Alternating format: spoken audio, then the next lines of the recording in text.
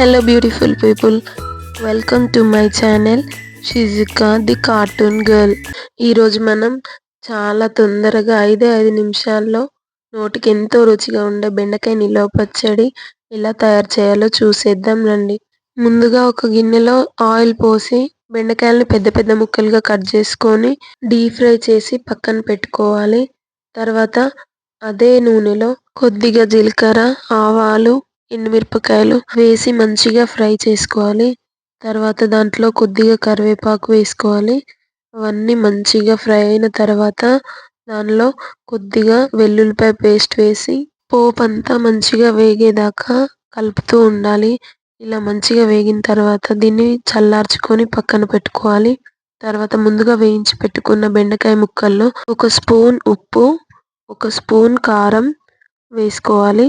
తర్వాత దీంట్లో జీలకర్ర, ఆవాలు, మెంతులు కలిపి పౌడర్ చేసుకున్న పౌడర్ని ఒక స్పూన్ వేసుకోవాలి.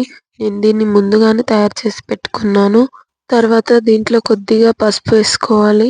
తర్వాత దీంట్లో ఒక పెద్ద సైజు నిమ్మకాయని తీసుకొని దాని రసం మొత్తాన్ని దీంట్లో వేసుకోవాలి. ఇలా నిమ్మకాయ పిండుకోవడం వల్ల పచ్చడి చాలా టేస్టీగా పుల్ల పుల్లగా నోటికి ఎంతో రుచిగా ఉంటుంది.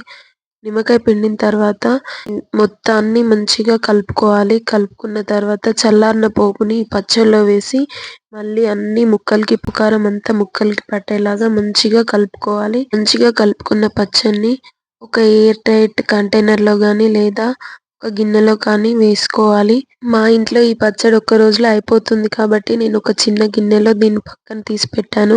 మీలో ఎంతమందికి ఇలా పచ్చళ్ళు లేదా రోటి పచ్చళ్ళు కలిపిన తర్వాత ఆ మిగిలిన గిన్నెలో అన్నం వేసుకొని తినడం చాలా ఇష్టం. నాకైతే ఇట్లా లాస్ట్కి మిగిలిన దాంట్లో అన్నం వేసుకొని తినడం చాలా ఇష్టం. పచ్చడి అంతా ఒక టేస్ట్ ఉంటే ఇలా లాస్ట్కి మిగిలిన దాంట్లో అన్నం వేసుకొని మంచిగా కలుపుకొని తింటే అది ఇంకా నోటికి చాలా చాలా రుచిగా ఉంటుంది.